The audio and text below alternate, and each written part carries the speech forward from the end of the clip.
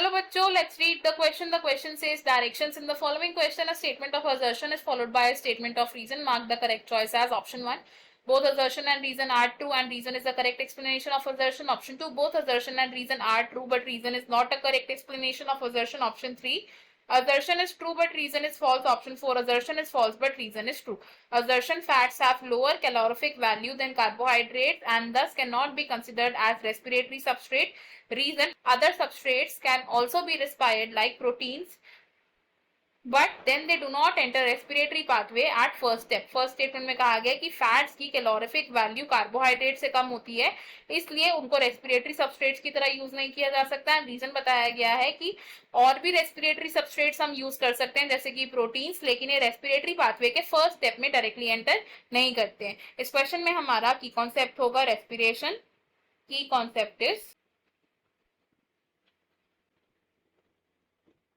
Respiration. Respiration क्या है? It is the oxidation of organic substrate जिससे कि क्या हो सके, एनर्जी की लिबरेशन हो सके. Oxidation of substrates to liberate energy. अब रेस्पिरेटरी सबस्ट्रेट्स एक से ज्यादा हम यूज कर सकते हैं फॉर अ लिविंग बीइंग. तो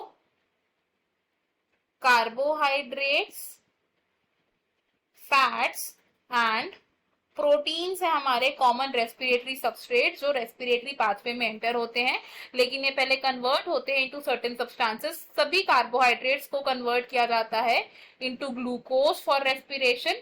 फैट्स कन्वर्ट होते हैं into fatty acids and glycerol and proteins convert होते हैं इनटू अमाइनो एसिड्स. इनमें से जो ग्लूकोज है ये मोस्ट फेवर्ड सबस्ट्रेट है and glucose first step of respiration में पार्ट ले सकता है, लेकिन कुछ और रेस्पिरेटरी सबस्ट्रेट जैसे कि फैट्स और प्रोटीन्स को ब्रेक डाउन करके यूज किया जाता है इनटू द रेस्पिरेटरी पाथवे. अगर फैटी एसिड्स को यूज किया जा रहा है फॉर रेस्पिरेशन तो फैटी एसिड्स कन्वर्ट होते हैं इनटू एसिटाइल कोएंजाइम में यानी एंटर करते हैं इनटू द क्रेब्स साइकिल. और अगर ग्लिसरॉल की बात करें तो जो ग्लिसरॉल है ये कन्वर्ट होता है इनटू फॉस्फोग्लिसरैल्डिहाइड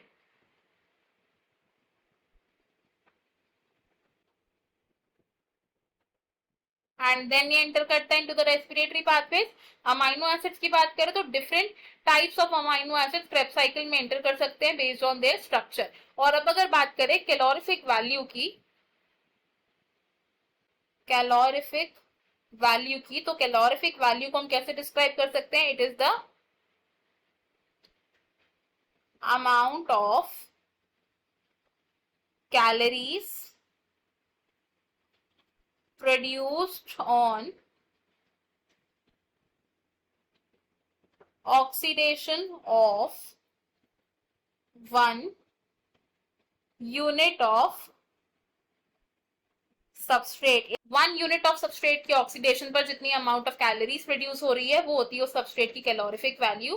फैट्स की जो कैलोरिफिक वैल्यू होती है ये सबसे ज्यादा होती है which is 9.45 kilo calories per gram, then followed by proteins जिसकी कैलोरिफिक वैल्यू होती है 5.65 kilo calories per gram, and then is carbohydrate जिसकी कैलोरिफिक वैल्यू है 4.1 किलो कैलोरीज पर ग्राम. अब अगर हम अपने असर्शन और रीजन स्टेटमेंट देखें, इसमें हमारी जो असर्शन स्टेटमेंट है ये रॉन्ग है बिकॉज फर्स्ट ऑफ ऑल तो फैट्स की कैलोरिफिक वैल्यू कार्बोहाइड्रेट से ज्यादा होती है एंड फैट्स को हम यूज कर सकते हैं as respiratory substrate by breaking them into fatty acids and glycerol. And जो रीजन स्टेटमेंट है ये करेक्ट स्टेटमेंट है. तो अकॉर्डिंग टू दिस हमारा correct answer option 4 that says assertion is false but reason is true. इस question में हमारा option 1, 2 and 3 wrong हो जाएगा और हमारा फाइनल आंसर होगा option number 4. I hope you have understood it well. Best of luck. Thank you.